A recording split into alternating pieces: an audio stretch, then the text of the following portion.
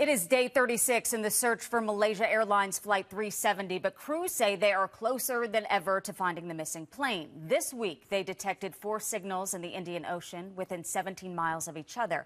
But even if they find one of the black boxes, they still face a major challenge. Those signals are coming from 3 miles down. Ocean explorer and documentary filmmaker Fabian Cousteau understands the challenges of an underwater search. Fabian, if you didn't know, is the grandson of the late ocean explorer Jacques Cousteau. Fabian, great to have you here.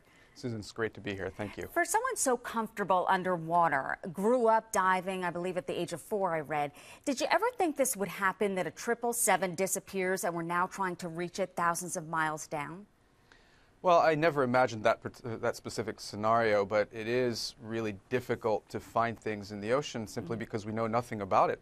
It's a volume of 3.4 billion cubic kilometers of space, and within that we know less than 5%, or we've explored less than 5% of those oceans.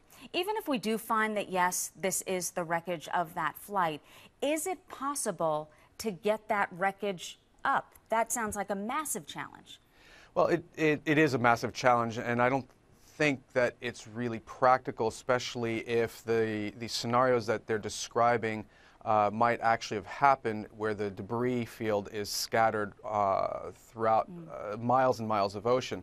The essential parts, of course, are the black boxes and hopefully maybe recovering some of those people, again, presuming that we find the wreckage.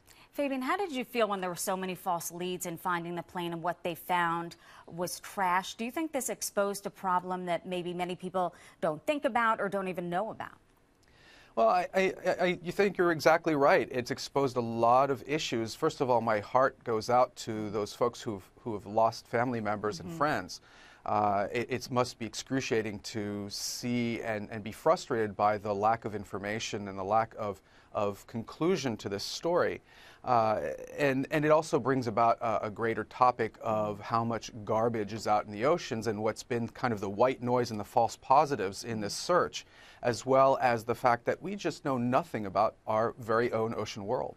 Yeah, you said it well. The family members, they were hopeful for several days and then figuring out that it wasn't, in fact, the wreckage. You're on a mission yourself. I do want to talk about this, breaking new ground. Tell us about Mission 31. So Mission 31 is something very exciting for me. I'm going to be taking a team of 6 aquanauts down to live and work underwater for 31 days in the only undersea marine laboratory in the world. And I'm very excited because we're going to be able to share that with the world in real time. You can go, of course, on mission-31.com and follow us on the Doxa countdown clock to follow us on our mission. I heard you say because of your grandfather and his hopes you were able to dream as a child. How do you think he would react to this mission?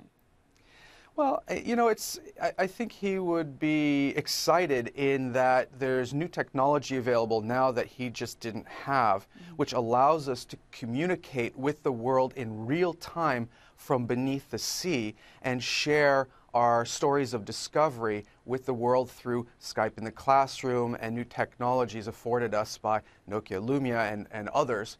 And I think that really gives us a good amount of tool and fodder to open up that vastly unexplored world to the general public that might never get to see it. It sounds fascinating. 31 days under the water, living and working. Fabian Cousteau, thank you so much.